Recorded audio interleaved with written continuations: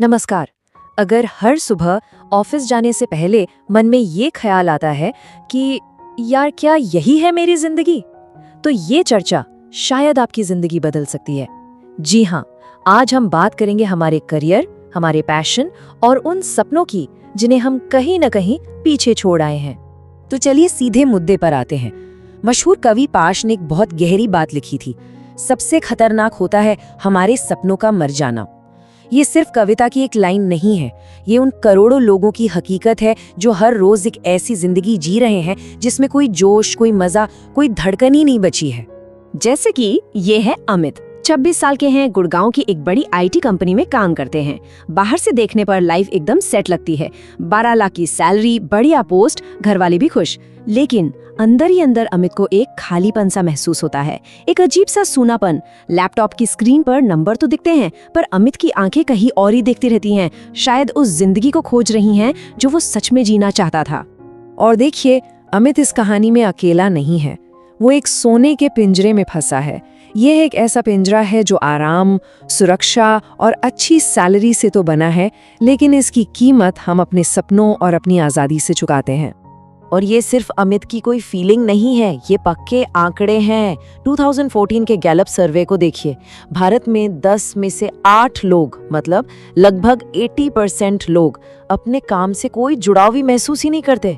जरा सोचिए, इसका मतलब ये हुआ कि हमारे ऑफिसों में एक बहुत बड़ी आबादी है जो हर दिन बस घड़ी देखकर अपना टाइम काट रही है, दिल से नहीं। तो सवाल उठता है कि अपने पैशन को फॉलो न करना हमें कितना महंगा पड़ रहा है। और ये सिर्फ किसी की पर्सनल खुशी की बात नहीं है। देखिए, जो लोग अपने काम से जुड़े होते हैं वो 18% ज्यादा प्रोडक्टिव होते हैं और उनकी कंपनियां 23% ज्यादा मुनाफा कमाती हैं। मतलब ये एक पर्सनल लेवल पर और एक देश के लेवल पर दोनों तरह से एक बहुत बड़ा नुकसान है। अच्छा, हम सबको हमेशा से एक सलाह दी जाती रही है, एक ऐसा मंत्र जो सुनने में तो बहुत कमाल का लगता है, लेकिन असल में कई लोगों को और भी ज्यादा कंफ्यूज कर देता है। अपने दिल की सुनो, बस अपने पैशन को फॉलो करो। अमित ने भी ऐसी हजारों मोटिवेशनल रील्स देखी थीं, लेकिन हर बार वो और भी ज्यादा उलझन में पड़ जाता था। क्यों? क्योंकि जब भी वो अपने अंदर झांकने की कोशिश करता, उसे कुछ मिलता ही नहीं था। उसे लगने लगा कि शायद गड़बड़ उसी के अंदर है। अब ये जो बात है, ये वाकई में बहुत दिलचस्प है। 2018 की एक स्टैनफोर्ड स्टडी हमें बताती है कि हम में से ज्यादातर लोग एक फिक्स्ड माइंडसेट में फंसे हुए हैं। मतलब हमें लगता है कि पैशन कोई छिपा हुआ खजाना है जो एक दिन अचानक से हमें मिल जाएगा। लेकिन सच तो ये है कि पैशन एक पौधे की तरह है, उसे खोजना नहीं पड़ता, उसे उगाना पड़ता है। तो चलिए आज इस पूरे नजरिए को ही बदल देते हैं। पैशन मिलने का इंतजार करने की जगह क्यों न उसे बनाने की, उसे उगाने की शुरुआत की जाए।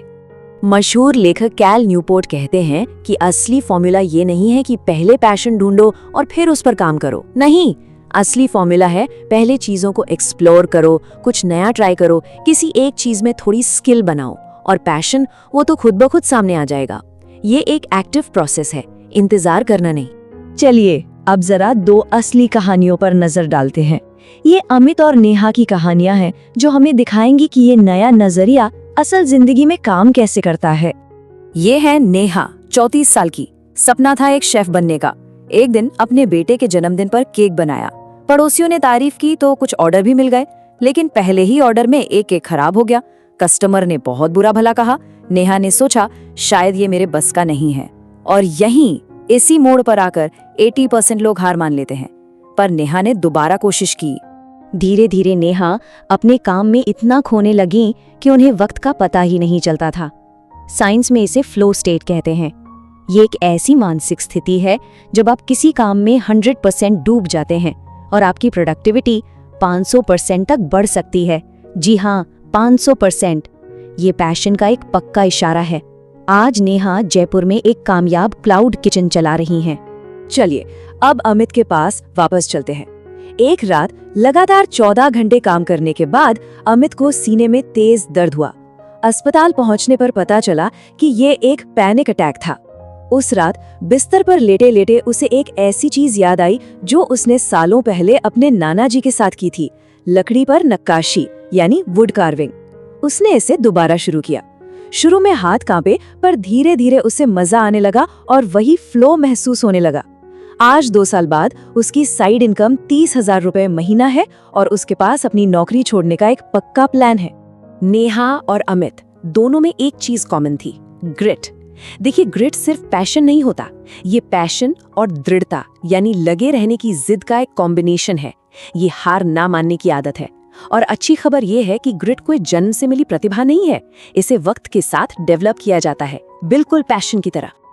तो अब सबसे बड़ा सवाल ये है कि इसे अपनी जिंदगी में कैसे लागू किया जाए।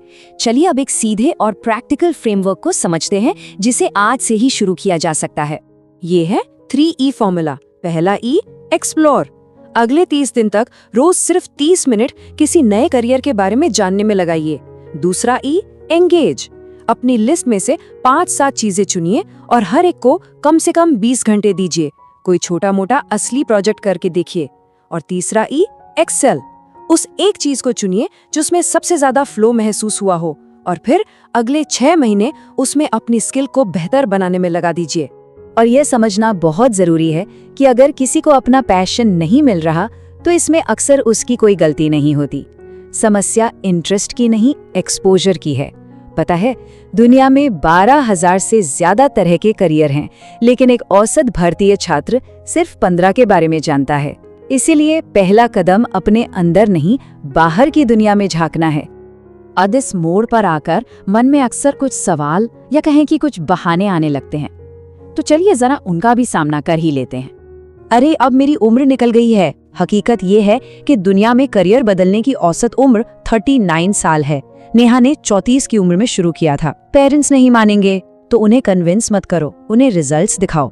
जब अमित ने अपनी पहली $1 वाली कमाई अपनी माँ को दिखाई, सारे सवाल अपने आप खत्म हो गए। पैसे नहीं है। नेहा ने घर के ओवन से शुरुआत की थी। ज्यादातर चीजें आज के जमाने में बहुत कम या बिना पैसों के भी शुरू की जा सकती हैं। जापान में एक बहुत ही खूबसूरत कॉन्सेप्ट है इकिगाई, जिसका मतलब होता है सुबह बिस्तर से उठने की वजह।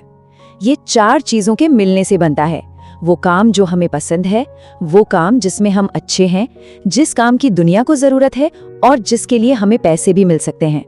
इकिगाई को खोजा नहीं जाता, इसे बनाया जाता है, बिल्कुल वैसे ही जैसे अमित और नेहा ने बनाया। और ये एक कमाल की बात है। रिसर्च बताती है कि जब आप कोई पैशन प्रोजेक्ट शुरू करते हैं तो आपकी मेन जॉब में भी परफॉर्मेंस बेहतर हो जाती है, आपकी क्रिएटिविटी बढ़ती है और बर्नआउट कम होता है। तो ये नौकरी या पैशन का सवाल है ही नहीं, दोनों साथ साथ चल सकते हैं। हम एक ऐसे देश में रहते हैं जहाँ 65% आबादी 35 साल से कम उम्र की है। सोचिए, हमारे पास दुनिया की सबसे युवा वर्कफोर्स है। अगर ये पूरी पीढ़ी सिर्फ 10-15 सुरक्षित करियर में जाने के बजाय अपने अपने पैशन को विकसित करे तो हमारा देश कितना आगे जाएगा, कितना इनोवेट करेगा। ऐसा करके हर इंसान सिर्फ अपनी जिंदगी नहीं बल्कि देश का भविष्य भी बदल रहा है। तो चलिए, जहां से शुरू किया था वहीं वापस चलते हैं। अगर ये चर्चा यहाँ तक देखी है तो इसका मतलब है कि वो अंदर की बेचैनी, वो चिंगारी अभी भी जिंदा है और उस बेचैनी को, उस चिंगारी को जिंदा रखना बहुत जरूरी है। तो आज रात सोने से पहले खुद से बस एक सवाल पूछना बनता है, क्या मेरे सपने जिंदा हैं?